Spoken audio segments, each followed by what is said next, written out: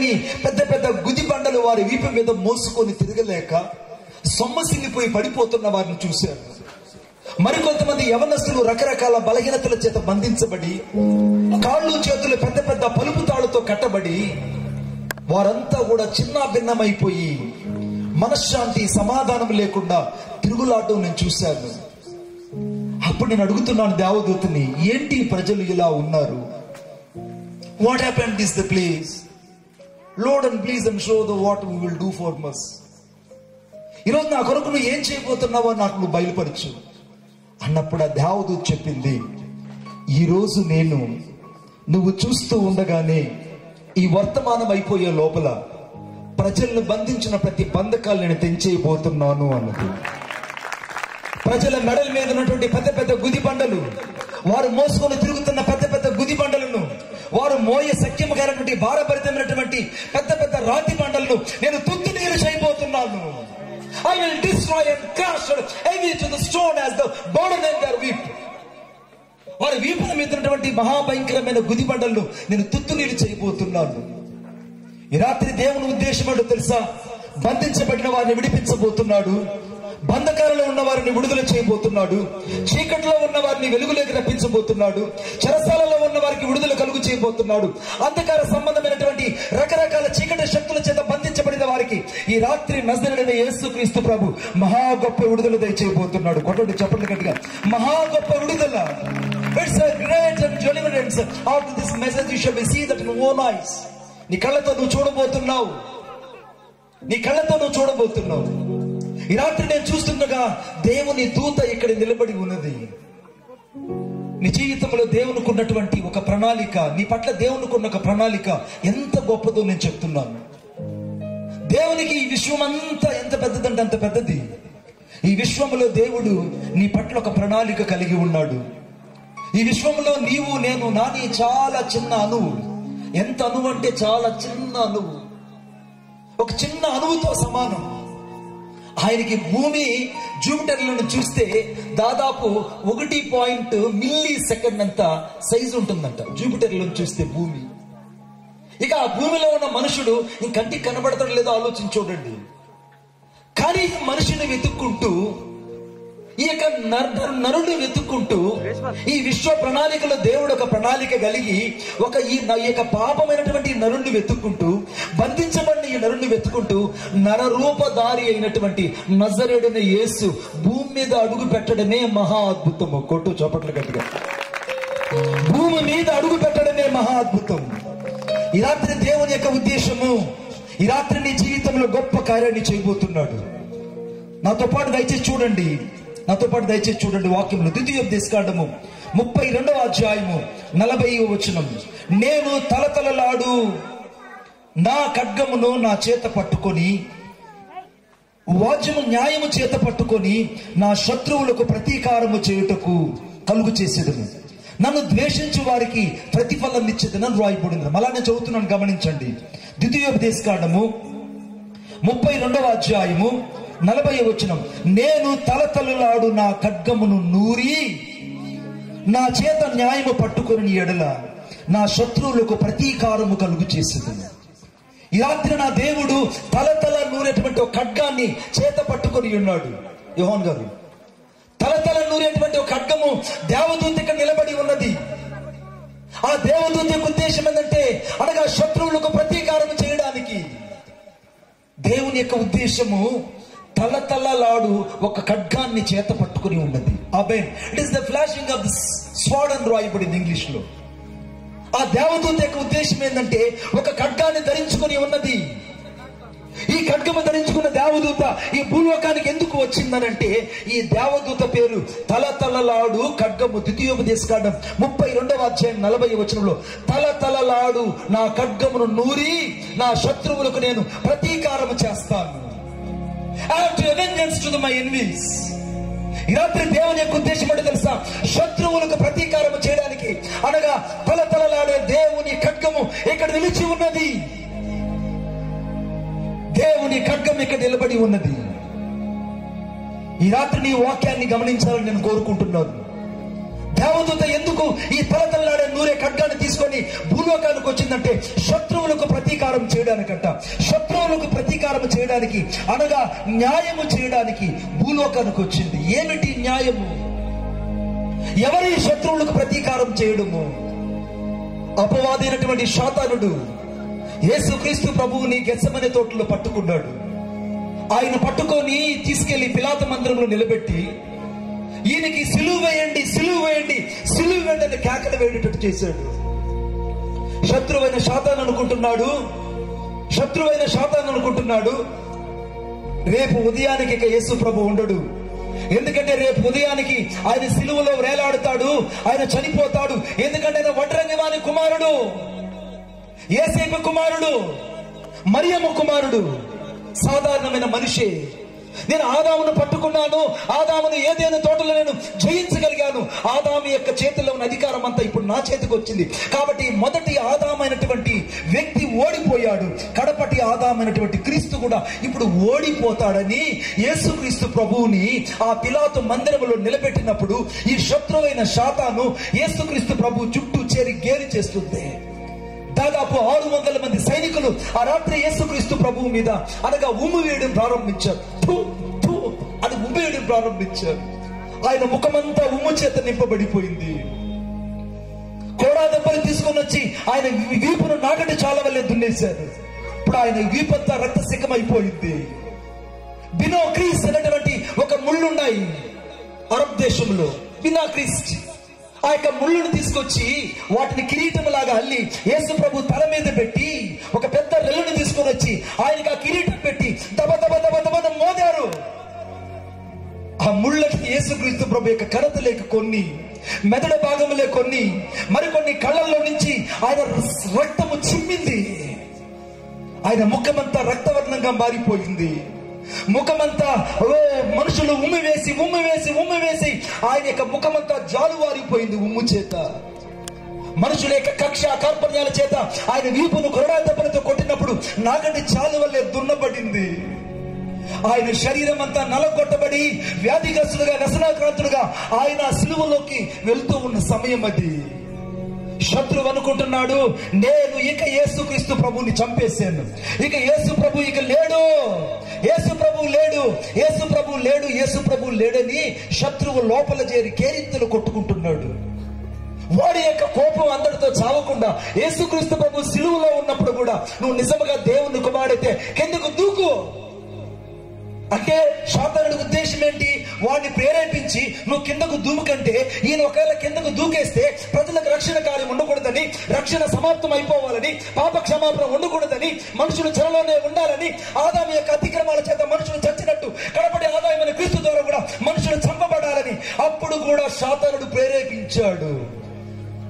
One person has the criticizing about the Jesus Christ. If you are the son of the God, please and come from the cross. నిజంగా దేవుని కుమారుడితే కిందకు దూకు అన్నాడు. అప్పుడు కూడా ఆయన ఓర్చుకోనలాగా ఉన్నాడు. రెండవసారి దొంగని ప్రేరేపించాడు. నిజంగా నువ్వు దేవుని కుమారుడైతే మమ్మల్ని రక్షించి నువ్వు కూడా రక్షించుకో. ఎన్నో అద్భుతాలు చేశావు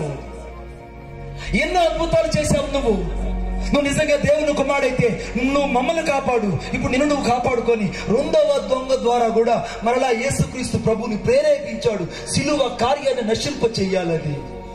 అయినా యేసుక్రీస్తు ప్రభు మౌనంగా ఉన్నాడు. మూడవసారి మరలా శతాధిపతి వచ్చినప్పుడు ఇతడు చనిపోయాడో లేదో చూద్దామని ఒక రెల్లుని తీసుకుని వచ్చి యేసుక్రీస్తు ప్రభు కాళ్ళ మీద మోదాలను చూచినప్పుడు ఆయన అప్పటికే ప్రాణం విడిచాడు. క్రిస్టోస్ అనేటువంటి ఒక రోమా సైనికుడు పెద్ద ఈటును తీసుకొచ్చి యేసు ప్రభు ప్రక్కలో పొడవుగానే అక్కడి నుంచి నీళ్లు రక్తము చిమ్మాయి. యేసుక్రీస్తు ప్రభు గుండె పగిలి చనిపోయాడు. ఈ మనుషులు ఎవరికి అర్థం కాని విషయము, యేసుక్రీస్తు ప్రభు సిలువలో గుండె పగిలి చనిపోయాడు. తండ్రి చేత ప్రేమించబడిన ఏకైక కుమారుడు అనాథగా వేలాడాడు. తండ్రి చేత ప్రేమించబడి సమస్త సృష్టికి ఆధారభూతుడైన యేసుక్రీస్తు ప్రభు నిరాధారుడుగా నిలబడ్డాడు. 12,000 వ్యూహ సైన్యము తన చుట్టూ ఉన్నప్పుడు ఆ 12,000 వ్యూహ సైన్యము ఒక్కొక్క సైన్యాన్ని పంపిస్తే ఈ భూలోకంలో ఒక్క ప్రజలు కూడా బతకనీయకుండా చేయగలిగిన శక్తి ఆ సిలువలో యేసయ్యకు ఒక్కరికే ఉంది. కొట్టం చెప్పండి. కానీ ప్రతి ఒక్క సైన్యాన్ని కూడా భూమి మీదకి పంపించకుండా మౌనంగా తండ్రి చిత్తానికి తల వంచిన ప్రేమది. ఈ రాత్రి నువ్వు అనుకున్నట్టు యేసుక్రీస్తు ప్రభు సాధారణమైన దేవుడు కాదు, అసాధారణమైనటువంటి దేవుడు. ఈ ప్రపంచ యావత్తుకు విశ్వ ప్రణాళికలో ఒక గొప్ప వినూత్నాత్మకమైన కార్యం చేయడానికి లోకానికి దిగి వచ్చిన నరుణ్ణి వెతుకుతూ వచ్చిన నరావతారైనటువంటి నజరేయుడైన యేసు ఎక్కడ నిలిచి ఉన్నాడు? కొట్టు చప్పట్లు గట్టిగా. నరుణ్ణి వెతుక్కుంటూ వచ్చిన నరావతారి అయినటువంటి నజరేయుడైన యేసయ్య ప్రేమ. ఈ రాత్రి అనేక మంది అరుగుల మీద కూర్చొని ఉన్నారు, చాలా మంది ఊరి చివరిలో కూర్చొని ఉన్నారు, మరికొంతమంది రచ్చబండల మీద కూర్చొని ఉన్నారు, మరికొంతమంది ఇళ్ల ముందు కూర్చొని ఉన్నారు, మరికొంతమంది డాబాల మీద కూర్చొని ఉన్నారు, మరికొంతమంది అరుగుల మీద కూర్చొని ఉన్నారు, మరికొంతమంది చట్టాల మీద కూర్చొని ఉన్నారు, మరికొంతమంది గ్రామ పంచాయతీ బెంచీల మీద కూర్చొని ఉన్నారు. నువ్వు ఎక్కడ కూర్చొని ఉన్నా యేసు నీ కొరకు ప్రాణం పెట్టాడు. యేసు నిన్ను ప్రేమించాడు. He loves on you the more than any. ఈ భూమి మీద ఎవరు నిన్ను ప్రేమించినట్టుగా యేసు మాత్రమే ప్రేమించాడు బిడ్డ. యేసుక్రీస్తు ప్రభు సిలువలో చనిపోయాడు. ఆయన్ని అలాగా సిలువలో నుంచి కిందకి దించి ఆయన మాంతకు తీసుకెళ్లి ఒక సమాధిలో పెట్టారు. ఆ సమాధి కూడా ఆయన కొరకు కాదు, అది అరిమతైన యేసేపు కొరకు తొలిపించిన సమాధి. ఆ సమాధిలోనికి యేసు ప్రభుని తీసుకెళ్లి పెట్టారు. వేరొకరి కోసం తొలిపించిన సమాధిలో యేసు ఉండడము, సిలువలో అనాథగా వేలాడము, తండ్రి చేత విడవబడ్డము, శాపగ్రాహిగా నిలబడ్డము, అంతకంటే ఎక్కువగా తండ్రి చిత్తాన్ని నెరవేర్చుటకు అన్యాయపు తీర్పును పొందడము. ఎంతటగా యేసుక్రీస్తు ప్రభు ఆయన తన తాను సిలువకు అప్పగించుకొని ప్రాణం పెట్టి అరిమతయ్యేనటువంటి యేసేపు కొరకు తొలిపించుకున్న సమాధిలో ఆయన సమాధి చేసి పెద్ద రాతిని పొర్లించి అక్కడ పెద్ద తాళపత్రపు ఆ యొక్క అధికారపూర్వకమైనటువంటి ఒక మేకులతో కొట్టారు. ఏమంటే యూదుడైనటువంటి నజరేయుడైన యేసును మేము సిలువ వేశాము, ఇందుకు మేము సాక్షులమని ఆ యొక్క రాతి మీద రాసి పెద్ద రోమా ప్రభుత్వాల ముద్ర వేసి వెళ్ళిపోయారు. ఇది మాత్రమే అందరికి తెలుసు. కానీ నరకంలో ఉన్నటువంటి పాతాళములో ఉన్న శక్తులు, నరకంలో ఉన్నటువంటి దురాత్మలు, ఆకాశ మండలం అందున దురాత్మలు, ఎఫెసీయుల పత్రిక 6వ అధ్యాయం 12వ వచనంలో రాయబడిన శక్తులు, అలాగే ఎఫెసీయుల పత్రిక 2వ అధ్యాయం 2వ రాయబడిన శక్తులు, ఆ శక్తులన్నీ కలిపి నరకంలో కూర్చొని కేరింతలు కొడుతున్నాయి. నీ భాషలో చెప్పాలంటే డీజే పార్టీ చేసుకుంటున్నాయి.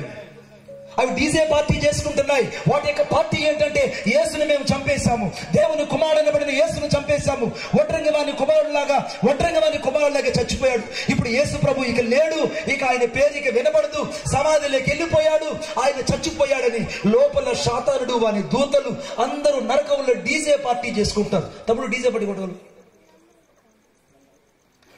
డీజే పార్టీ కొడుతున్నాడు.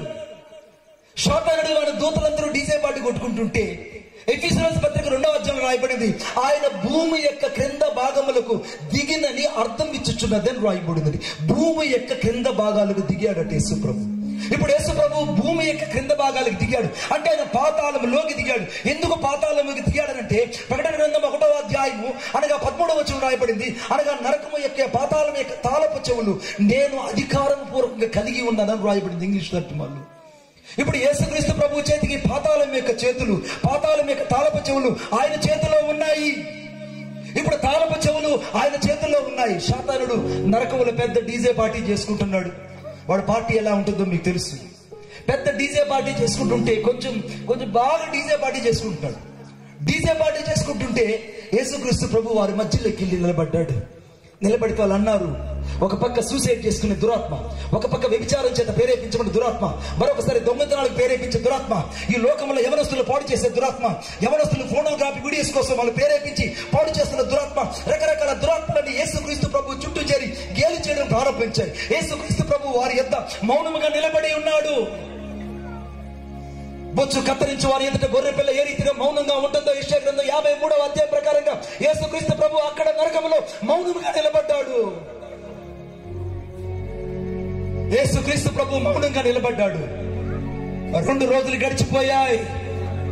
యోనా ఏ రీతిగా అయితే 3 రాత్రులు 3 పగలు తిమ్మింగల కడుపులో ఉన్నాడు, అలాగని యేసుక్రీస్తు ప్రభు కూడా పాతాళంలో మొదటి రోజు 2వ రోజు ఉన్నాడు. నేను చూపించగలను. డేక్ అనే బైబిల్ రాయబడింది. ఎఫెసీయుల పత్రిక 4వ అధ్యాయంలో ఆయన భూమి యొక్క క్రింద భాగములకు దిగినని అర్థం ఇచ్చుచున్నదని రాయబడింది. The Jesus has went to the under of the hell. యేసు నరకములోనికి వెళ్ళి సమస్త మానవాళి యొక్క శిక్షణంతా తాను భరిస్తున్నాడు 2 రోజులు. సాతానుడు బిజీగా కూర్చొని లెక్కలు రాసుకుంటున్నాడు. వాళ్ళ లెక్కలు ఎలా ఉంటాయంటే, ఈ రోజు నేను ఎంతమందిని పాపానికి ప్రేరేపించాను, ఎంతమంది యవనస్తులను పాడు చేశాను, ఎంతమంది యవనస్తురాలను పాడు చేశాను, ఎంతమంది పెద్దలను పాడు చేశాను, ఎన్ని కుటుంబాలకు డైవర్స్ అప్లై చేశాను, ఎన్ని కుటుంబాలకు భార్య భర్తలకు సంబంధం కలుగు చేశాను, ఎంతమంది భార్య భర్తలకు సమాధానం లేకుండా చేశాను, ఎంతమంది క్రైస్తవులను పడిన వారిని తిరిగి మళ్ళా లోకంలోకి తీసుకెళ్లి తాగుడు వ్యసనాలకు గురి చేసి, చెడు వ్యసనాలకు గురి చేసి, పరిశుద్ధతను పాడు చేసుకొని, నీతిని పాడు చేసుకొని, వైరాగ్యాన్ని పాడు చేసుకొని, జీవితం అంతా శూన్యం చేయబడిన వాళ్ళు ఎంతమందిని లెక్కలు రాసుకుంటున్న సమయం అది. వాడు లెక్కలు రాసుకుంటుంటే 3వ రోజున యేసుక్రీస్తు ప్రభు నరకముల లాగా నిలిచి ఉన్నాడు.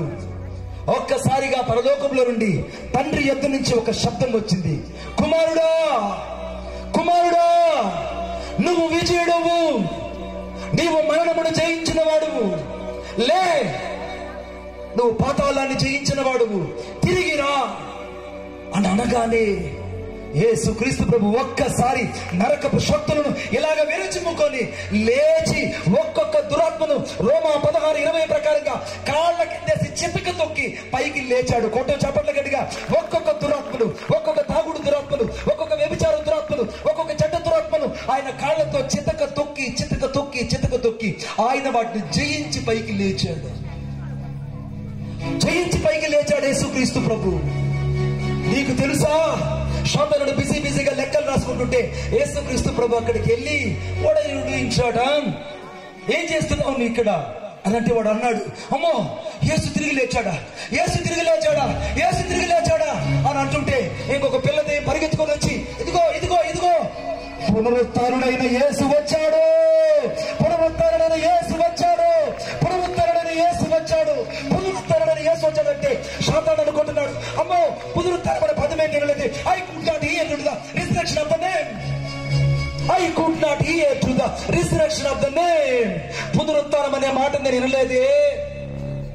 సాతాను నాకు అన్ని ప్లాన్లు తెలుసు, అన్ని పద్ధతులు తెలుసు, ఎలా సిలువేశాను, పిలాతు మందిరం ఎలాగ ఓడించాను, ఎలాగ చంపాను. ఇన్ని చంపాను కానీ పునరుత్థానం అనేది ఉండదన్న విషయము నాకు తెలియదురా బాబోయ్. పునరుత్థానుడైన యేసు లేచాడని సాతానుడు ఓడిపోయి యేసు ప్రభు ముందు సాష్టాంగపడి నమస్కారం చేశాడు. కొట్టు చప్పట్లు గట్టిగా. ఇంతేనా యేసుకి సాష్టాంగపడి నమస్కారం చేశాడు.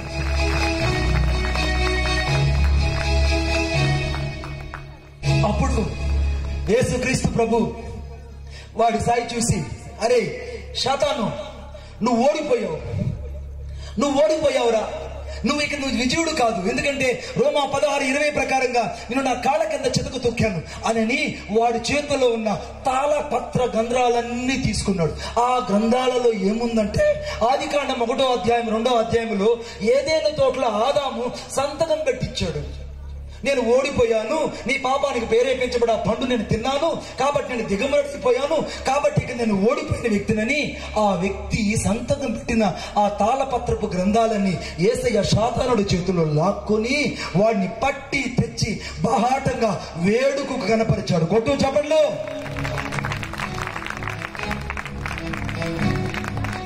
వాడిని పట్టి తెచ్చి వేడుకు కనపరిచాడు. ఎప్పుడు చిన్న పిల్లలు కూడా చచ్చిన పాము తీసుకొచ్చి అక్కడ వేస్తే, చిన్న పిల్లలు చచ్చిన పాము తెచ్చేస్తే, ఈవెన్ మా యొక్క జోనా కుమారుడు కూడా టమాటో పండు తెచ్చి పటామని కొడతాడు దాని మీద. ఎందుకంటే చచ్చిన పామును చంపడానికి ఎవడైనా హీరోలే. చచ్చిపోయి సాతానుడు తల లేకుండా చచ్చిపోయి ఉంటే వాడిని చంపడానికి నువ్వందరూ హీరోలు అయ్యారా? మీరు కాదురా హీరోలు, నేను కాదురా హీరో, నిన్ను హీరో చేసిన నజరేయుడైన యేసుక్రీస్తు ప్రభు supreme hero. He is the only supreme hero. No one can like to him. No one can ask to equal to him. No one can say to the bowed before to him. ఆయన ముందు ఎవరైనా తల వంచాల్సిందే, ఆయన పేరు ఎవరైనా ఒప్పుకోవాల్సిందే, ఆయన ముందు ఎవరైనా సాగిలపడాల్సిందే. కోట్ల దేవదూతలైనా, మనుషులైనా, ప్రభుత్వాలైనా, సింహాసనాలైనా, అధికారులైనా, వ్యక్తులైనా, రాజ్యాలైనా, ప్రపంచాలైనా, చివరకు దేవతలను పడిన వారందరూ యేసుక్రీస్తు ప్రభు ఎదుట సాష్టాంగపడి నమస్కారం చేయాలి. కొట్టు చప్పట్లు కొట్టు. యేసుక్రీస్తు ప్రభు వాడి చేతిలో ఉన్న తాళపుడు తీసుకొచ్చి సంఘంలో ఉన్న బిడ్డలకు ఇసిరేశాడు. ఇదిగో పాతాళము యొక్కయు మరణము యొక్కయు తాళపు చెవులు నేను నీ చేతికి ఇస్తున్నాను. ఆమేన్. ఇప్పుడు తాళపు చెవులు ఎవరి చేతిలో ఉన్నాయి చెప్పండి? ఎవరి చేతిలో ఉన్నాయి? పాస్టర్ గారి చేతిలో, పాస్టర్ చేతిలో, సంఘ బిడ్డల చేతిలో ఉన్నాయి. ఈ తాళపు చెవులు చేతులకు రావడానికి, అధికారపూర్వకమైన తాళపు చెవులు రావడానికి, అధికారపూర్వకమైన అభిషేకం నీలో ఉండడానికి, అధికారపూర్వకమైన శక్తి నీలో పనిచేయడానికి, దెయ్యం అంటే దెయ్యం వెళ్ళడానికి, నువ్వేమో మాంత్రికుడు కాదు, నేను మాంత్రికుడు కాదు, నిన్ను నన్ను మార్చిన మహాగణుడైన యేసయ్యదే శక్తి. యేసయ్యదే శక్తి. ఇప్పుడు సంఘానికి దేవుడు అధికారపూర్వకమైన తాళపు చెవులు ఇచ్చాడు. అందరనగా శత్రువులకు ప్రతీకారం చేసింది ఈ యొక్క ఖడ్గము. కొట్టు ఇప్పుడు చెప్పండి. ఇప్పుడు శత్రువుకు ప్రతీకారం చేసింది తలతల నూరే ఖడ్గం. శత్రువుకు ప్రతీకారం చేసింది ఈ యొక్క తలతల నూరే ఖడ్గము. దేవదూత వచ్చి శత్రువైన శాతానికి ప్రతీకారం చేసి ప్రతి వ్యక్తిని విడుదలను దయచేసి శాతాను కట్లో నుంచి, బంధకాల కట్లో నుంచి, చెరలో నుంచి, చీకట్లో నుంచి వెలుగులోకి తీసుకొచ్చింది. అనగా ఈ తలతలలాడే నూరే ఖడ్గము చేత పట్టుకొని న్యాయము చేసిన దేవాతి దేవుడు, నేను ఆరాధిస్తున్న దేవుడు. ఆయన గాక వేరెవ్వరూ లేరు. ఆమేన్ చెప్పండి గట్టిగా. ఇంకొకసారి చెప్పండి. ఇప్పుడు రెండవ దేవదూతను చూపిస్తాను. ఇప్పుడు రెండవ దేవదూత నాతో పాటు చూడండి.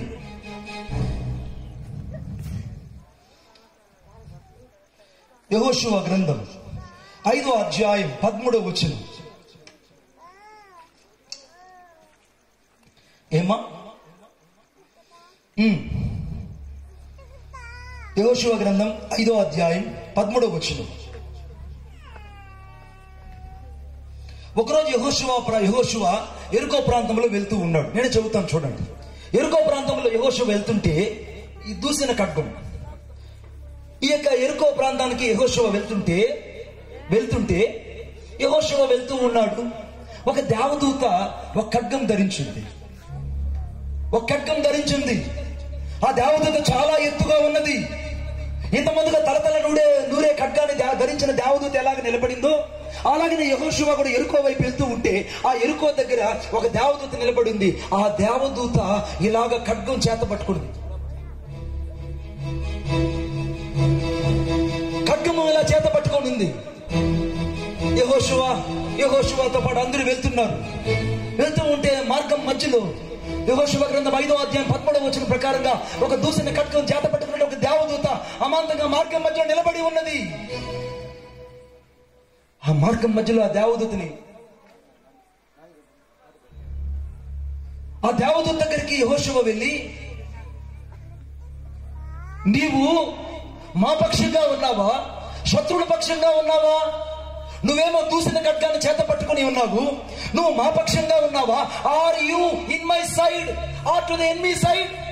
నువ్వు మా పక్షంగా ఉన్నావా, శత్రువుల పక్షంగా ఉన్నావని ఆ దేవదూతను అడిగితే ఆ దేవదూత చెప్పింది, నేను యెహోవా పక్షముగా, సేనాధిపతిగా, దేవునికి ప్రజలకు మధ్యవర్తిగా, సేవకులకు, సువార్థికులకు, విశ్వాసులకు జయం ఇవ్వడానికి దూసిన ఖడ్గము చేత పట్టుకొని ఉన్న దేవదూతను అన్నది. కొట్టు చప్పట్లు ఇంకా గట్టిగా.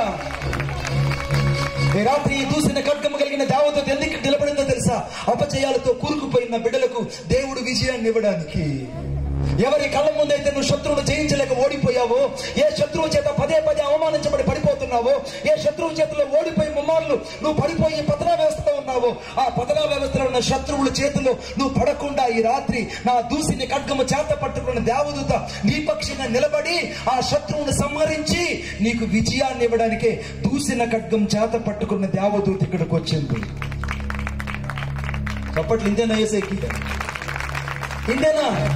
మా సంగన్నపాలెంలో సింహం లాంటి బిడ్డలు ఇంతేనా? ఫోటో ఇంకా చెప్పట్లేసేకి. ఎప్పుడు ఈ దూసిన ఖడ్గం చేత పట్టిన దేవదూత ఎవరి కోసం వచ్చిందంటే ఈ రాత్రి నీ ఇంటి కోసం వచ్చింది.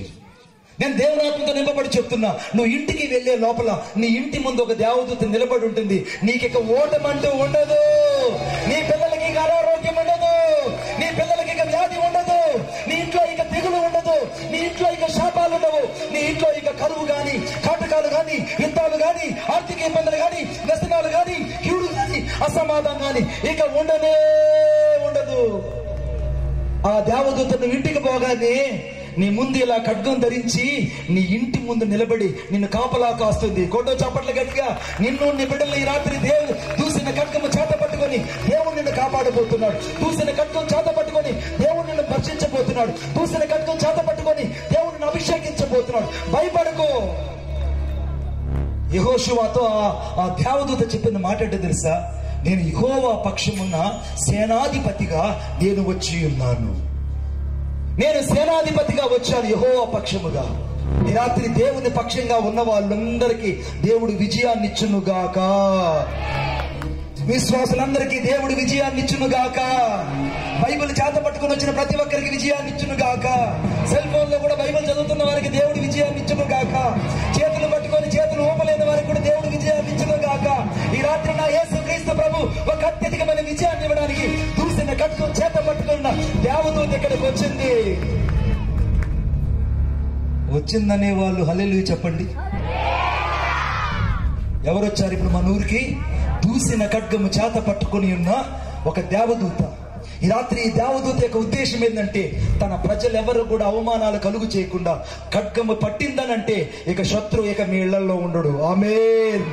ఇక నేను తిట్టే వాళ్ళు గాని, నేను కొట్టే వాళ్ళు గాని, నేను గేలి చేసే వాళ్ళు గాని, నేను చూసి నవ్వే వాళ్ళు గాని, నేను వెనకల చేరి గోతులు దివే కానీ గోతుల్లో పడిపోదురు గాక.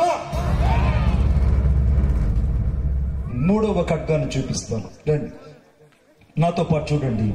న్యాయాధిపతుల గ్రంథం 7వ అధ్యాయం 20వ వచనం. న్యాయాధిపతుల గ్రంథం 7వ అధ్యాయం 20వ వచనం. అది సరిగ్గా మిద్యానీయులందరూ కూడా ఇశ్రాయేలు మీదకు యుద్ధానికి వచ్చిన రోజులు. ఎంత యుద్ధం అంటే అది మహాభయంకరమైన యుద్ధం. ఆ యుద్ధంలో ఇక ఏమాత్రం కూడా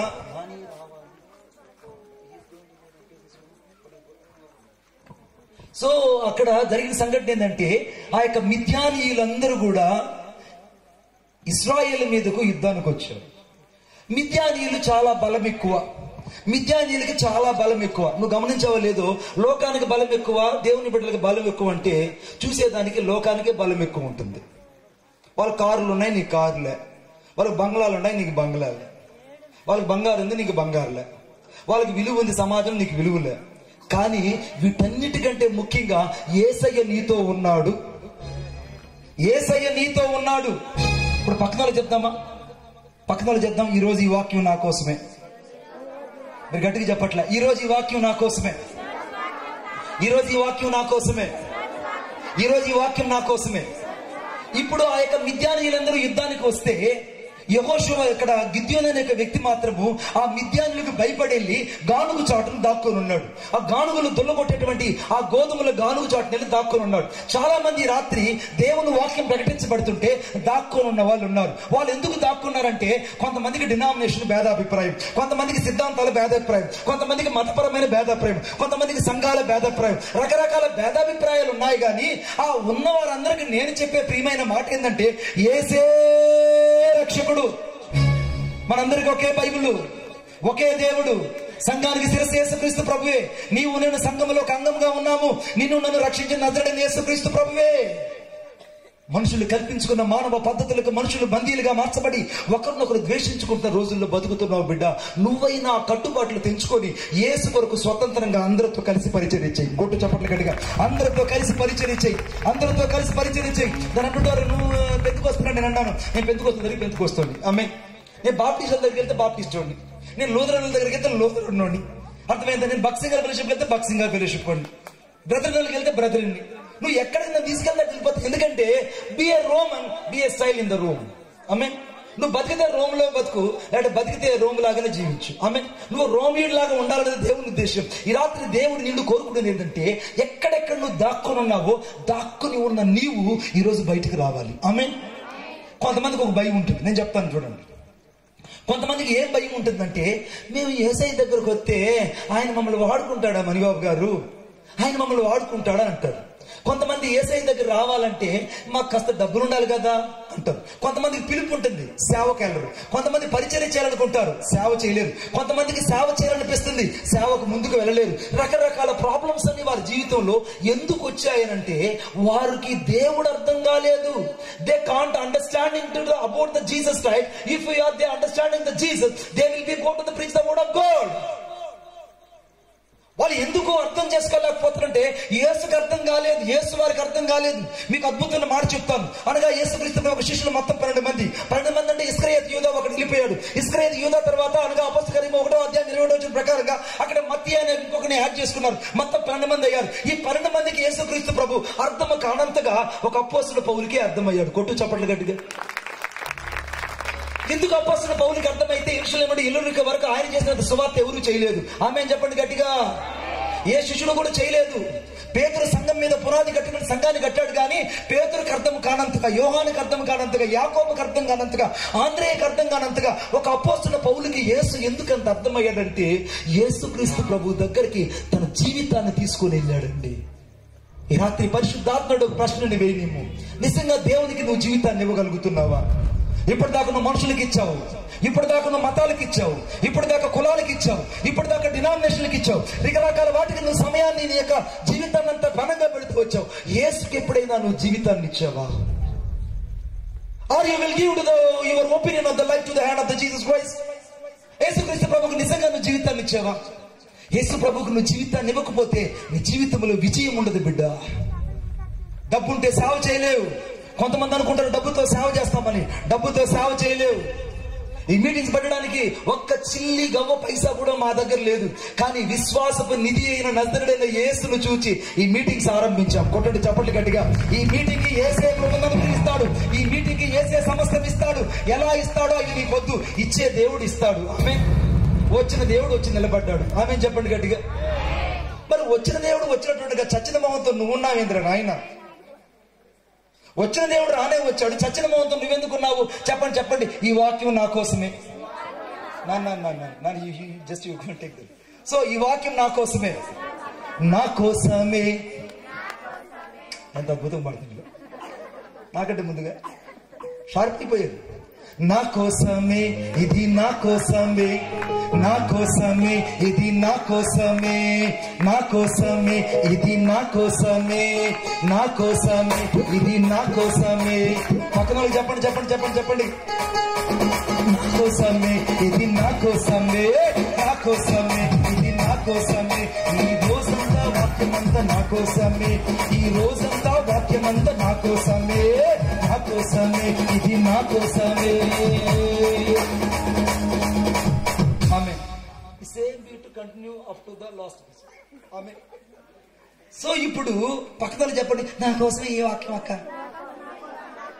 నువ్వు తమ్ముడు చెప్పాలి, తమ్ముడు ఈరోజు ఈ వాక్యం నా కోసమే చెప్పండి. ఆయన తమిళ్ தெரியுமா? உன் கை கொடுத்து ஒரு மாடம் சொல்லுங்கப்பா. పక్కన చెప్పండి, ఈరోజు ఈ వాక్యం నా కోసమే. గుడ్.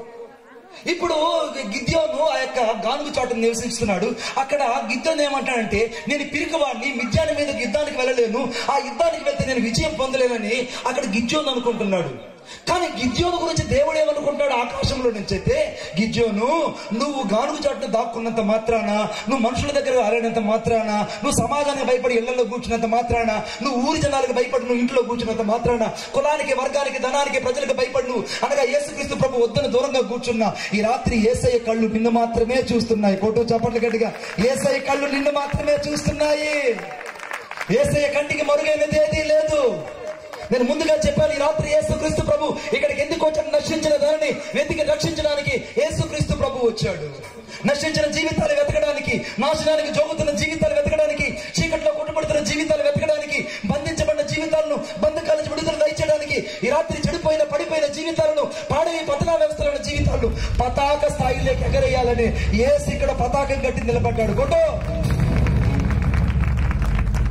ఇప్పుడు నా యేసయ్య ఎందుకు వచ్చాడనంటే పిరికోళ్ళ కోసం వచ్చాడు. చెప్పండి చెప్పండి, ఎందుకోసం వచ్చాడు? నాలాంటి పిరికోడు కోసం వచ్చాడు. నాకున్నంత పిరికితనం ఏం తెలుసా? నాకున్నంత నత్తి ఎవరికి లేదు. అంత నత్తి వాడిని. నాకున్నంత నత్తి దోసకాయల పాడు నుంచి అర్థమైంది, ఇటు ఆ దెయ్యాల మర్రి చెట్టు ఉంది, ఆ మర్రి చెట్టు టర్నింగ్ గార్డ్ నుంచి సరిగ్గా ఈ ఊరు వచ్చేంత వరకు అదే చుట్టుపక్కల లేనంత నత్తి నా ఒక్కడికే ఉంది. ఇక్కడి నుంచి ముళ్ళుమూరు, ముళ్ళగడ నుంచి అద్దంకి నుంచి మేదరమెట్ల నుంచి ఒంగోలు, ఈ చుట్టుపక్కల ఎవరికి లేనంత నత్తి నా ఒక్కడికే ఉంటుంది. అంత నత్తి నాకు. పిరికోడిని, భయం. కానీ ఇంత పిరికోని, ఇంత భయగస్తున్నటువంటి నన్ను, అంతకంటే ఎక్కువగా అవిటివాడినై ఇలాగ కురిపిలాగా నడుచుకుంటున్న నన్ను దేవుడు అనాదిలో ఆ విశ్వ ప్రణాళికలో నుంచి చూసి నువ్వు ఒక పరాక్రమ కలిగిన సేవకుడిగా చేయబోతున్నానని ముందుగానే దేవుడు నా కోసం స్టాంప్ వేశాడు. అడిగితే చెప్తా, ఎక్కడి నుంచి వచ్చావు బ్రదర్, ఎవరు కదా నేను పంపించిందని నేను అంటాను. నేను మనుషుల దగ్గర సీల్డ్ కవర్లో రాలేదు. ఆమేన్. నేను మనుషులు స్టాంప్ వేస్తే రాలేదు.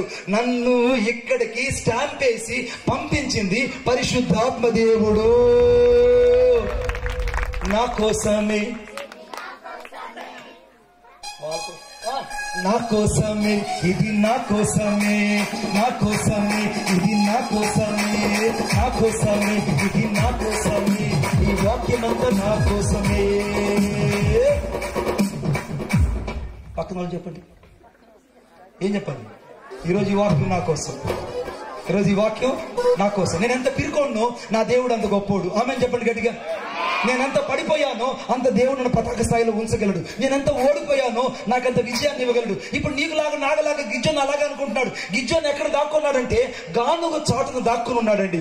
దేవుడైతే మనతో అనుకుంటున్నాడు, గిద్యోను నువ్వు ఒక పరాక్రమం కలిగిన బలాఢ్యుడు అయ్యా, నేను నిన్ను బలవంతుడుగా చూస్తున్నాను అన్నాడు. బలవంతుడుగా చూస్తున్నాను అన్నాడు. ఈ రాత్రి నేను చెప్తున్నాను దేవుని ఆత్మతో, నువ్వు ఎక్కడెక్కడైతే దాక్కొని నిలబడ్డావో, ఎక్కడ నీకు డబ్బు లేదనుకుంటున్నావో, ఎక్కడ నీకు కులం లేదనుకుంటున్నావో, ఎక్కడ నువ్వు ఓడిపోయాలనుకుంటున్నావో, ఆ ఓడిపోయిన వాళ్ళ ఎదుట నా దేవుడు యెహోషువ గ్రంథం 3వ అధ్యాయం 7వ వచనం ప్రకారంగా నీ తల పైకెత్తి నడిపించబోతున్నాడు. ఏ ఊర్లో అయితే నీకు పిల్ల జల్ల లేదన్నారు, జల్లలుగా నీ పిల్లలు చేయబోతున్నాడు గంప కింద. హల్లెలూయా చెప్పండి, ఇంకా గట్టిగా చెప్పండి. చాలా మంది అంటుంటారు, నాకు ఆడపిల్ల. నేను చెప్తున్నా వాళ్ళకి, యేసుక్రీస్తు నామములో వచ్చే ఏట నీ ఒడిలో దేవుడు అద్భుతమైన కుమారుడు నుంచును గాక, అద్భుతమైన కుమారుడు నుంచును గాక. వారసుడే లేదుకున్న వాళ్ళకి చెప్పాలి, నాకు వారసుడు వచ్చాడు. ఏం చెప్పాలి? ఎవరికి చెప్పాలి? ఎట్టుందంటే మీకు వచ్చిన పెద్దగా ఉండదండి, రానోడికి తెలుస్తుంది లోపల మంట ఎలా ఉంటుందో. అర్థమైందా? రానోడికి, ఆడపిల్లలకి తెలుస్తుంది నా బాధ ఎలా ఉంటుందో. వాళ్ళకి చెప్తున్నా నేను, ఎవడెవడైతే నీ ఇంటికి వారసులు లేదన్నారో ఇప్పుడు వాళ్ళకి చెప్పండి, యేసయ్య నాకు వారసుని రేపు సంవత్సరం ఇవ్వబోతున్నాడు. కొట్టు చప్పట్లు గట్టిగా, యేసయ్య నాకు వారసుని ఇవ్వబోతున్నాడు. ఈరోజు నేను చెప్పాగా, నువ్వు ఇంటికి పోయే లోపల దేవుడు నీ కుటుంబంలోకి అద్భుతాన్ని చేసి ఆశీర్వదించబోతున్నాడు. ఆమేన్. అద్భుతాన్ని చేసి ఆశీర్వదించబోతున్నాడు. ఈ గిజ్జోనుతో దేవుడు అంటున్నాడు, గిజ్జోను నువ్వు అనుకున్నట్టుగా పిరికివాడు కాదు బిడ్డ, నువ్వు అనుకున్నట్టు నువ్వు ఓడిపోయిన బతుకు కాదు, నువ్వు అనుకున్నట్టు నువ్వు గానుగ చాటును దాక్కోవద్దు. నేను నిన్ను ఒక పరాక్రమం కలిగిన బలాఢ్యుడిగా చేస్తానని ఆ గిద్యోనును ఒక పరాక్రమం కలిగిన బలాఢ్యుడిగా దేవుడు చేసి, ఏ మిద్యానీయులైతే తన మీదకి వచ్చారో ఆ మిద్యానీయులందరినీ నేల మట్టుకు చంపేటట్టు గిద్యోను దేవుడు బలపరిచాడు. కోటో ఈరోజు నిన్ను, నీ బిడ్డలను, నీ కుటుంబాన్ని ఎవరెవరైతే కించపరిచి మాట్లాడుతున్నారో, ఎవరెవరైతే నీ కుటుంబాన్ని గేలి చేసి మాట్లాడుతున్నారో, ఎవరెవరైతే నీ పరిచయను గేలి చేసి మాట్లాడుతున్నారో, ఎవరెవరైతే నీ బిడ్డలను సైతం గేలి చేసి మాట్లాడుతున్నారో, ఎవరైతే నిన్ను ఆహాబు యెజెబెల్ అన్నారో, అటువంటి వారి ఎదుట దేవుడు నిన్ను గొప్పగా అభిషేకించి వాడుకొనును గాక, దేవుడిని దీవించును గాక. నా కోసమే, నా కోసమే ఇది, నా కోసమే, నా కోసమే ఇది, నా కోసమే, నా కోసమే ఈ వాక్యమంతా నా కోసమే. చెప్పాలి ఈరోజు. ఎవరికి చెప్పాలి? పక్కన వాళ్ళకి చెప్పాలి, శాతానుడికి కూడా చెప్పాలి. శాతాను ఈ వాక్యం అంతా ఈరోజు నా కోసం చెప్పాలి. శాతానుడికి ఎందుకు చెప్పాలంటే, శాతానుడికి భయం దేవుని వాక్యం అంటే. వాక్యమైన క్రీస్తు ఎక్కడైతే ఉంటాడో అక్కడ వెలుగు ఉంటుంది, ఆ వెలుగులో ఏముంటుంది? జీవం ఉంటుంది, ఆ జీవం మనుషుల్లో పనిచేస్తుంది. ఆమె చెప్పండి గట్టిగా. గుడ్. ఇప్పుడు మూడవదిగా చెప్తున్నాడు. మొదటిదేమో తలతల నూరే ఖడ్గము, రెండవదేమో అనగా దూసిన ఖడ్గము, మూడవదేమో యెహోవా ఖడ్గము. గిద్యోను ఖడ్గమే యెహోవా ఖడ్గం అని దేవుడు గొప్ప విజయాన్ని గిద్యోనుకి ఇచ్చినట్టు, ఈ రాత్రి పిరికిలాగా బతుకుతున్న నీకు, ఓడిపోయిన నీకు, అప్పుల్లో ఉన్న నీకు దేవుడు ఐశ్వర్యవంతుని చేయబోతున్నాడు. ఆమేన్. నేను ఒక ఊరు వెళ్తే ఆ ఊర్లో వాళ్ళ మామ అన్నాడంట, పిల్లనిచ్చిన మామ ఏమన్నాడంటే, ఎందుకురా నీ బతుకి చచ్చిపోతే బాగుండు, పిల్లకి కనీసం నువ్వు పురుడు రోజు కూడా ఒక బట్ట దేలేకపోయావు, చచ్చిపోయాడు నువ్వు అన్నాడంట. అల్లుడు రోషం ఎక్కువ. అల్లుడికి ఏముంటుందండి? రోషం ఉండే అల్లుళ్ళు పిల్లలు చేసుకోకూడదు. సిగ్గు సీనో రోషం మానం లేనో పెళ్లి చేసుకోవాలి. హల్లెలూయా. ఎందుకంటే అత్త మామ ఏమన్నా పడి ఉండాలి. ఎందుకంటే నీ భార్య పడి ఉండదు కానీ ఇంట్లో. నీకు లాజిక్ తెలిస్తే నీకు వచ్చిన భార్యకి మ్యాజిక్ తెలుసు. ఆమె చెప్పండి గట్టిగా. నీకు లాజిక్ తెలిస్తే నీకు వచ్చిన భార్యకి ఏం తెలుసు? మ్యాజిక్ తెలుసు. మ్యాజిక్ ఆ బిడ్డకి తెలుసు, లాజిక్ కూడా ఆ బిడ్డకి తెలుసు. ఇది జరిగింది ఏంటంటే ఈడేం చేసాడు, ఇంకా చచ్చిపోతాం, ఇంకా లాభం లేదని ఒక ఎండ్రిల్ బాటిల్, లీటర్ బాటిల్ కొనుక్కోను. అందాక లీటర్ బాటిల్. వాడు ఏమో థమ్సప్ అనుకున్నాడో మిరిండా అనుకున్నాడు. వాడు ఆ బాటిల్ కొనుక్కొని ఆ యొక్క లీటర్ బాటిల్ కొనుక్కొని అడవిలోకి వెళ్ళిపోయాడు. అడవిలోకి వెళ్ళి దాదాపు మోకాట్లో అంత గుంత తవ్వుకున్నాడు. తాడుతో ఓడివోడే కొలుచుకొని ఇంత లోతు సరిపోతుందని ఇంత పెద్ద గుంత తవ్వుకొని వాడు అనుకుంటున్నాడు, ఈ కొసేపుకి నేను యొక్క ఎంట్రీలు తీసుకొని తాగేసి ఈ గుంటలో పడి చచ్చిపోవాలి, నన్ను ఎవరు కూడా పట్టించుకోకూడదు, తాగునాను ఎవరు కూడా నన్ను పట్టించుకోకూడదు, ఎవరు కూడా నా శవాన్ని కూడా చూడకూడదు అని వాడు తాగి చచ్చిపోదామని ఏడుస్తూ గుంత తవ్వుకున్నాడు. ఇది జరిగిన యథార్థమైన సంఘటన. వాడు గుంత తవ్వుతున్నాడు, మోకాట్లో తవ్వాడు. వాడు అనుకుంటున్నాడు, అమ్మో మోకాట్ లోతు వెళ్తే సరిపోదు, ఇంకొంచెం లోతుకు దిగితే బాగుండు, ఎందుకంటే పడ్డోడు నీకు పడినట్టే ఉంటుంది, నక్కల కుక్కలను వెతుకుపోకుండా ఉంటాయని కొంచెం లోతుగా తవ్వుకుంటున్నాడు. లోతుగా తవ్వుకుంటుంటే టంగ్ టంగ్ టంగ్ అని శబ్దం వస్తుంది. ఏమిట్రా శబ్దం వస్తుందని చూస్తే వాడి పలుగు గడ్డపారకి ఏదో బలమైన రాయి తగులుతుంది. ఏదో ఒక రాయి తగులుతుందని వాడు దాన్ని లోడుతుంటే ఒక రాయి తలతలు మెరుస్తుంది. చాలా మంది అనుకుంటారు బంగారు రాయి మరి బాబు అన్న మాకు తెచ్చికూడదు అనుకుంటున్నారు. కొంతమంది ఏమనుకుంటారంటే మనసులో, అది బంగారు రాయి అయితే నాకు కాదు నానిగడికి తెచ్చేయండి, వాడైతే బాగా లాజిక్ గా అమ్మేయగలడని. వాడికంటే మించినోడు జోనా మ్యాజిక్ గా అమ్మేయగలడు. వాడికంటే మించినోడిని వాళ్ళిద్దరికంటే నేను తీసుకెళ్లి కేజీఎఫ్లు అమ్మేయగలను. ఆమె ఒకటి మించినోడు ఒకటి ఇక్కడ అనుకుంటారు. వాడు ఈ పెద్ద రాయి దొరికింది, ఆ రాయి తీసుకొని నేరుగా సంచిలో పెట్టుకొని వాడు ఎవరికి తెలియకుండా చీమ కుర్తుకొచ్చాడు. మన ఊర్లో చీమ కుర్తుకొచ్చి చీమ కుర్తుల్లో గ్రానైట్ ల్యాబ్ లో ఇచ్చాడు. ఆ ల్యాబ్ లో ఇచ్చి వాళ్ళు టెస్టింగ్ పంపిస్తే వాళ్ళు సర్టిఫై చేశారు. ఏంటంటే నీకు దొరికిన ఈ యొక్క గ్రానైట్ రాయి ఉన్న రాళ్లే కంటే స్వచ్ఛమైన రాయి అన్నారు. కోటో చాపట్ల గట్టిగా. వీడు మూడో మనిషి కనబడలా 30 రోజుల దాకా. ఎంఆర్ఓ చుట్టూ తిరిగి ఫారెస్ట్ ఆఫీస్కి వెళ్ళి వీడు దాదాపు ఆ యొక్క భూమి అంతటికి లీజ్ తెచ్చుకున్నాడు. 4 ఏళ్ళు లీజ్ సర్టిఫికేట్ తెచ్చుకొని సంఖలో పెట్టుకొని వాళ్ళ మామతో చెప్పాడు, మామా నేను చూడు ఏమైపోయానో అని అన్నాడు. వాళ్ళ మామ నాడు సిగ్గులున్నాడు, రోషం లేనాడు, నీ బతుకు ఎందుకు, నీ జీవితం ఎందుకురా అని అన్నాడు. అప్పుడు అన్నాడు, నేను సిగ్గులేనో నువ్వు సిగ్గులేనో రేపు చూపిస్తా చూడు అన్నాడు. నిజంగా వాళ్ళ మయం వాన్ చేశాడంటే ఈ పోయేడు కనపడలేదంటే కుక్కను కొట్టి దుడ్డు కర్ర తీసుకొని ఆ మాందంగా వాడి మీద విసిరేశాడు. వాడు అక్కడి నుంచి బాధతో వెళ్ళిపోతూ ఉంటే ఒక మాట అన్నాడు, మావో రేపు నేను వస్తే కారులో వస్తాను, నీటికి అప్పుడు దాకా నేను రాను. ఆమె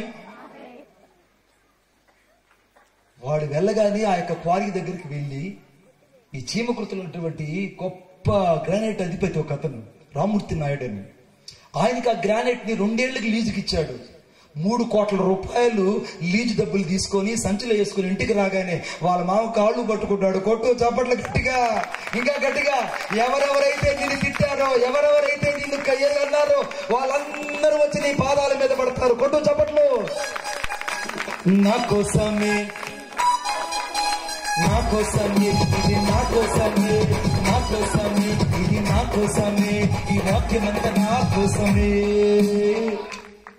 ఎవరెవరైతే నిన్ను నీ బిడ్డలు తిట్టారో, ఎవరైతే నీ ఇంట్లో వాళ్ళని తిట్టారో, ఎవరైతే నిన్ను నీ భార్యని నీ బిడ్డలు ద్వేషించారో వాళ్ళందరూ వచ్చి నీ పాదాల దగ్గర సాగిల పడుదురుగాక. ఎంత గట్టిగా చెప్తారు చూడు. వాళ్ళందరూ వచ్చి నీ పాదాల ముందు సాగిల్ల పడుదురుగాక. ఆమేన్. ఈ రాత్రి నువ్వు భయపడద్దు. అనగా యెహోవా అనగా దేవుని యొక్క గిద్యోను ఖడ్గము అనగా యెహోవా ఖడ్గము ఎవరెవరైతే నీకు శత్రుత్వంగా ఉన్నారో వాళ్ళందరినీ దేవుడు నీ ముందు లేకుండా చేసి నీ తలెత్తు చేసి నీ బిడ్డని దేవుడు ఆశీర్వదించునుగాక. 4వ ఖడ్గం చాలా ప్రాముఖ్యమైంది. It is the judgment of the sword. తీర్పు ఖడ్గము. 4వ ఖడ్గము తీర్పు ఖడ్గము. దయచేసి నాతో పాటు చూడండి. యెషయా గ్రంథం అనగా ఇర్మియా గ్రంథం 12వ అధ్యాయం 12వ వచనం చదువుతున్నాను, గమనించండి. యెషయా గ్రంథం అనగా ఇర్మియా గ్రంథం 12వ అధ్యాయం 12వ వచనం. 12వ అధ్యాయం 12వ వచనం. దేశము యొక్క ఈ కొన నుండి ఆ కొన వరకు యెహోవా ఖడ్గము తిరుగుచు హతము చేయుచున్నది. శరీరులకు క్షేమమేదియూ లేదు. మళ్ళా చదువుతున్నారు, హిబియా గ్రంథం 12వ అధ్యాయం 12వ వచనం. దేశము యొక్క ఈ కొన నుండి ఆ కొన వరకు యెహోవా ఖడ్గము తిరుగుచు హతము చేయుచున్నది, శరీరులకు క్షేమమేదీ లేదు. యెహోవా ఖడ్గము తీర్పు ఖడ్గం అని రాయబడింది ఇక్కడ. This is the sword of judgement. ఈ తీర్పు ఖడ్గము ఎందుకనంటే ఇది తీర్పు తీర్చే ఖడ్గము. ఈ రాత్రి దేవుడు భూలోకానికి ఒక దేవదూతను పంపించి తీర్పు తీర్చే ఖడ్గము కలిగిన దేవదూత భూలోకంలో నిలబడి ఉంది. నీకు తెలుసా? సరిగ్గా అనగా జనవరి 4వ తారీఖున హాలీవుడ్ లో హీరోలంతా, బాలీవుడ్ లో హీరోలంతా, శాండల్వుడ్ లో హీరోలంతా కలిసి ఒక దగ్గర చేరి పెద్ద పార్టీ ఏర్పాటు చేశారు. ఆ పార్టీలో ఏమన్నారంటే, మా సినిమా యాక్టర్ లాంటి అందగత్తులు ఇంకెవరు లేరు, మాకున్నంత టాలెంట్ ఇంకెవరికి లేదు, మేము డబ్బులో నెంబర్ 1, టాలెంట్ లో నెంబర్ 1, హీరోల్లో నెంబర్ 1, హాలీవుడ్ లో నెంబర్ 1, మేమందరం నెంబర్ 1. కానీ సృష్టించిన సృష్టికర్త మాత్రం మా ముందు జీరో అన్నారు. వాళ్ళు అంటూ ఉండగా ఆ పెద్ద డిస్ప్లే మీద ఆ యొక్క డిస్ప్లే అవుతుంది. వాళ్ళ యొక్క టాలెంట్ కేమో 10 మార్కులు, వాళ్ళ డబ్బులకేమో 8 మార్కులు, వాళ్ళ కార్లు బంగ్లాలకేమో 10 మార్కులు.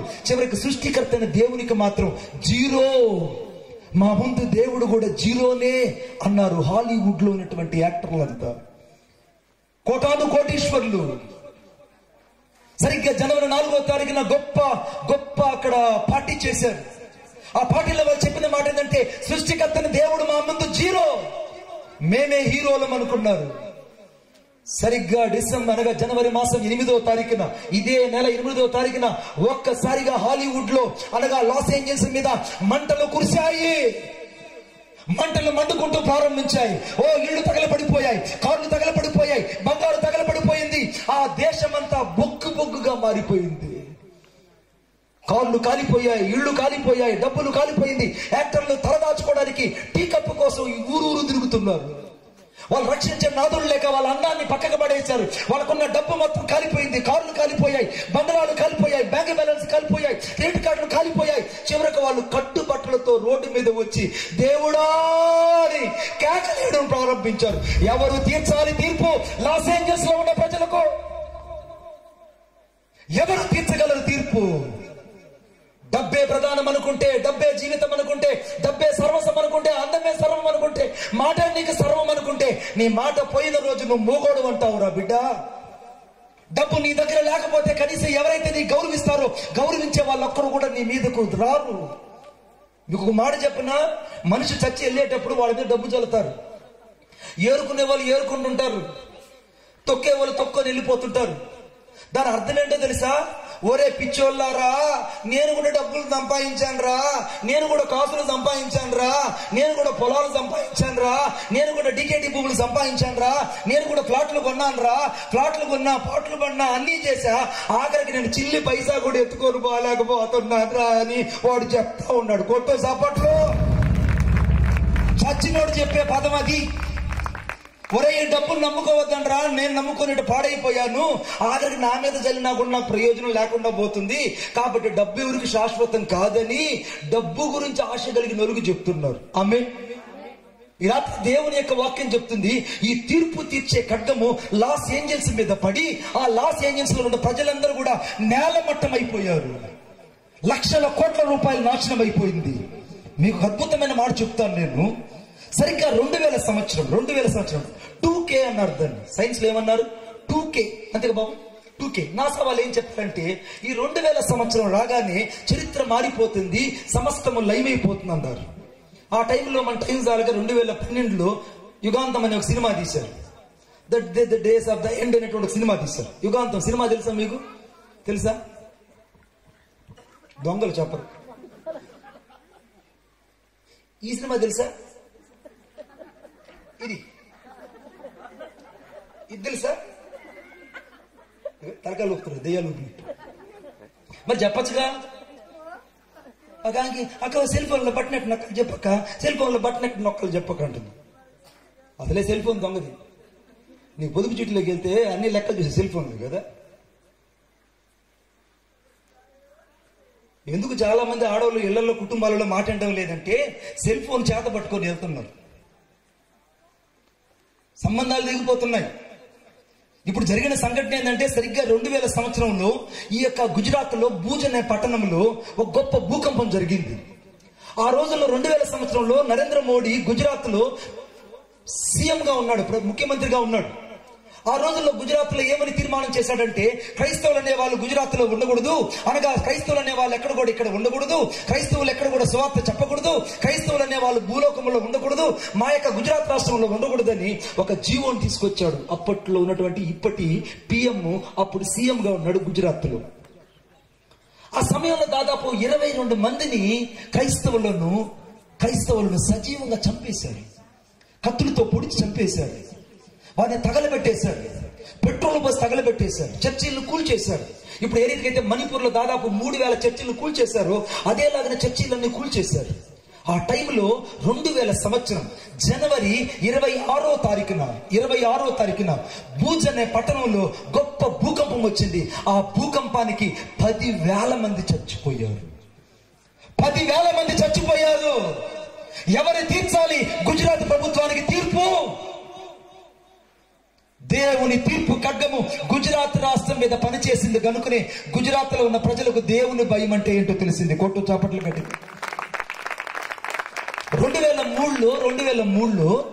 2003లో అప్పుడు దాకా సముద్రం పొగుతున్న విషయం ఎవరికీ తెలియదు. సముద్రం దగ్గర బీచ్ల దగ్గరికి వెళ్ళి బీచ్లు డ్రాయిలు లిప్పేసి ఆడుకునే రోజులు అది. సో బీచ్ల దగ్గరికి వెళ్ళి పీచుగా ఉన్నటువంటి మనుషులకు ఒక్కసారిగా సముద్రం పొగుతున్న విషయం అర్థమయ్యి సునామీ అని పేరు పెట్టుకున్నారు. ఆమె 2000 సంవత్సరం సరిగ్గా 25వ తేదీ క్రిస్మస్ అయిపోయింది. డిసెంబర్ 26వ తారీఖున ఒక్కసారి సుమిత్ర దీవులలో ఒక గొప్ప ప్రకంపనలు పుట్టాయి. ఆ ప్రకంపన అలాగా ఇండోనేషియా భారతదేశానికి వచ్చి అమాంతంగా అలాగా కడక్కలూరు అలాగనే తమిళనాడు ప్రాంతమంతా ప్రకంపనలు చేస్తే 22,000 మంది సునామీలో చచ్చారు. దీనికి కారణం ఏంటంటే 2003లో అప్పటి దివంగత నేత అయినటువంటి జయలలిత గారు ఒక జీవో చేశారు. ఏమన్నారంటే క్రైస్తవులు ఎవరు కూడా సువార్త చెప్పకూడదు, బీచ్ దగ్గర కూడా సువార్త చెప్పకూడదు, ఎక్కడ కూడా సభలు పెట్టకూడదు, ఆదివారం రోజున అందరూ ఉద్యోగాలకు రావాలని జీవో పెట్టింది. ఆమె మీరు యూట్యూబ్లోకి వెళ్ళి చెక్ చేయండి బిడ్డ, యూట్యూబ్లోకి వెళ్ళి చెక్ చేస్తే మీకు కనబడుతుంది. ఈ 2003లో ఆమె జీవో పెట్టిన తర్వాత క్రైస్తవులందరూ ఆదివారం అటెండ్ అవ్వడం ఆగిపోయారు. చాలా మంది ఆదివారం ఉద్యోగానికి వెళ్ళారు, శనివారం లీవ్గా పెట్టింది, అందరికి ఉల్టాగా చేసింది, పుల్టా పుక్తి. ఇక ఆ ప్రభుత్వానికి ఎవరు తీర్పు తీర్చాలి? దేవుడు తీర్చాలి. కాబట్టి 2003లో దేవుడు గొప్ప సునామీని మద్రాసు పట్టణం మీదకి పంపించినప్పుడు ప్రజలందరూ చచ్చిపోయిన తర్వాత ఆ శవాలలో నుంచి దేవుడు మాట్లాడాడట, దేవునికి వ్యతిరేకంగా లేస్తే నీ ఇల్లు వల్లకాడైపోతుందని చెప్పాడు. కొట్టు చప్పట్లు. సువార్తకు వ్యతిరేకంగా లేచిన, సంఘాలకు వ్యతిరేకంగా లేచిన, సేవకులకు వ్యతిరేకంగా మాట్లాడిన, చివరకు నువ్వు యేసుక్రీస్తు ప్రభుకి వ్యతిరేకంగా నిలిచిన నీ యొక్క ఇల్లు పెంట కుప్పగా మార్చబడుతుందని నెహెమ్యా గ్రంథంలో రాయబడింది. వాడి ఇల్లు ఊడబెరికి వెన్నుగాడు సైతము పెంట కుప్పగా మార్చబడాలన్నాడు. ఆమె అర్థమవుతుందని చెప్పేది. ఇప్పుడు తీర్పు తీర్చే ఖడ్గము భారతదేశం మీదకి వచ్చినప్పుడు తమిళనాడు రాష్ట్రంలో సునామీ వచ్చి చచ్చారు జనాలు. సరిగ్గా రెండవసారి మళ్ళా 2004లో సునామీ వచ్చింది జపాన్ దేశంలో. ప్రజలు అనగా చూస్తూ ఉండగా టెక్నాలజీ అంటున్నటువంటి దేవదూతలందరూ వాళ్ళందరూ కూడా ఒక్కసారి అనగా సముద్రంలో ఓడలన్నీ కూడా సిటీలోకి వచ్చి నిలబడ్డాయి, కారులు నిలబడినట్టు. ఆమేన్. ఫ్లైఓవర్ అంతా ఎత్తుకి నీళ్లు ప్రవహించాయి, సముద్రంలో నీళ్లంతా కూడా ఊర్ల మీదకి వచ్చేసాయి. ఏమిట్రా జపాన్కి ఇంత భయంకరమైన భూకంపం వచ్చింది? టెక్నాలజీకి పెట్టింది పేరు. సోనీ టీవీ చూస్తే మనుషులు చూసినట్టే ఉంటుంది, సోనీ టీవీ కనిపెట్టింది వాడు. సెల్ ఫోన్ లో యాక్టివేట్ ప్రాసెసింగ్ కనిపెట్టింది వాడు. ఇప్పుడున్నటువంటి గొప్ప ఎలన్ మాస్క్ అటువంటి వ్యక్తి ఆ యొక్క ప్రాంతంలోనే బాగా చదువుకొని పైకి వచ్చాడట. అంత పెద్ద టెక్నాలజీ కలిగిన దేశము సునామీలో ఎందుకు అంత భయంకరంగా జనాలు చచ్చిపోయారంటే వాళ్ళు అబార్షన్ చేయబడిన పడిపోయిన పిండాలను వాళ్ళ ఇంటికి తీసుకొచ్చి కడుక్కొని వాళ్ళ ఇళ్లలో సూపుల్లో కూరల్లో వేసుకొని తింటారు. ఇది కూడా నువ్వు ఒక్కసారి యూట్యూబ్లోకి వెళ్ళి what they did to the abortion of the babies in Japanese అని కొట్టండి. నువ్వు కొట్టిన వెంటనే ఆ జపాన్ దేశంలో ఉన్నటువంటి ప్రజలు ఆ యొక్క పడిపోయిన పిండాలను తీసుకొచ్చి వాళ్ళ కూరల్లో వండుకొని వాళ్ళ ఇళ్లలో సూపులు చేసుకుని తాగే అలవాటు ఉందట. ఎవరు తీర్చాలండి జపాన్ దేశంకు తీర్పు? ఎవరు తీర్చగలరంటే జపాన్ దేశానికి తీర్పు. పడిపోయిన పిండాలు కేకలేసి అల్లాడిపోతుంటే వాళ్ళకి తీర్పు తీర్చడానికి యెహోవా ఖడ్గము, తీర్పు ఖడ్గము దిగి వచ్చి జపానీయుల మీదకు గొప్ప సునామీ తీసుకొచ్చి తలకిందులు చేసింది ఆ దేశాన్ని. కోటు చప్పట్ల గట్టిగా. ప్రపంచ పటంలో నుంచి 8 డెసిమల్ సెంటీమీటర్ పక్కకు జరిగిపోయింది జపాన్ పక్కకు జరిగిపోయింది. ఈ రాత్రి దేవుని తీర్పు ఖడ్గము మరలా ఈ భూమి మీద సంచరిస్తున్నది. ఆమేన్. ఈ భూమి మీద సంచరిస్తుంది. నువ్వు నమ్మినా నమ్మకపోయినా దేవుని తీర్పు ఖడ్గం ఇక్కడ ఉన్నది. ఇంకా యేసుకు హృదయము ఇవ్వని వారి మీద పడడానికి సిద్ధంగా ఉంది. రక్షించబడిన వారి మీద ఉన్నది. యేసుకు వ్యతిరేకంగా లేచే వారి మీద ఉంది. అంతకంటే ఎక్కువగా దేవుని మాటకు వ్యతిరేకంగా ఇది ఏంటో అని ఇంకా కించపరిచే వాళ్ళ మీద పడడానికి దేవుని తీర్పు ఖడ్గం ఉన్నది. ఈ ఖడ్గం చేతుల్లో పడిన వాళ్ళు ఇంతవరకు పైకి రాలేదు. 3 మాటలు చెప్పగలను నేను. 1, నెబుకద్నెజరు ఈ తీర్పు ఖడ్గానికి పడ్డాడు. ఇప్పటిదాకా ఆ దేశమే పెంట కుప్పలైపోయింది. కొట్టు చప్పట్ల గట్టిగా. ఐగుప్తు దేశం ఫరో గొప్ప రాజు తీర్పు ఖడ్గంకి పడ్డాడు. ఇప్పటిదాకా ఫరో యొక్క ఏలుబడి భూమి మీదనే లేకుండా ఈ తీర్పు ఖడ్గం చేసింది. ఆమేన్. అంతకంటే ఎక్కువగా హెరోదు పసిపిల్లలను తీసుకొని బండకేసి కొట్టి వాళ్ళు అలాగా చంపేస్తుంటే వాడికి తీర్పు తెచ్చడానికి దేవుని తీర్పు ఖడ్గము రోమా ప్రభుత్వం మీదకి వచ్చింది. రోమా ప్రభుత్వమే భూమి మీద లేకుండా చేసింది దేవుని ఖడ్గం. కొట్టు చప్పట్లు ఇంకా గట్టిగా. నువ్వు ఎవరికైనా విరోధంగా లేయొచ్చేమో గాని యేసుకు విరోధంగా లేచిన, సంఘాలకు విరోధంగా లేచిన, సేవకులకు విరోధంగా లేచిన, దేవుని బిడ్డలతో ఆడుకున్నా నువ్వు మాత్రము తప్పించుకోలేవు. ఎందుకంటే తీర్పు తీర్చే దేవుని ఖడ్గము ఈ రాత్రి ఇక్కడ సంచరిస్తుంది. ఒప్పుకున్న వాళ్ళు చప్పట్లు కొట్టండి గట్టిగా, ఇంకా గట్టిగా. దేవుని ఖడ్గం ఇక్కడ సంచరిస్తుంది. దేవునికి రాత్రి నువ్వు కావాలి, దేవునికి నువ్వు కావాలి. అందుకే దేవుని యొక్క మాట చెప్తుంది, ఇదిగో లోకమంతటా కలిగే గొప్ప తీర్పు నుండి తప్పించబడ్డానికి ఈ సువార్త ఇక్కడ ప్రకటించబడుతుంది బిడ్డ. ఎందుకు ఈ సువార్తను ఇంత ఎలుగెత్తి చెప్తున్నామో తెలుసా? యేసు దేవుడు, ఆయన గాక వేరొక దేవుడు లేడని ఎందుకు ఎలుగెత్తి చెప్తున్నామంటే, యేసు ఈ రాత్రి నిన్ను రక్షించడానికి ఆయన ఈ భూలోకానికి వచ్చి నిన్ను బ్రతికించడానికి ఆయన ఇక్కడ నిలబడి ఉన్నాడు. ఆయన పేరు నజరేయుడైన యేసుక్రీస్తు ప్రభు. హల్లెలూయా. ఆయన పేరు నజరేయుడైన యేసుక్రీస్తు ప్రభు.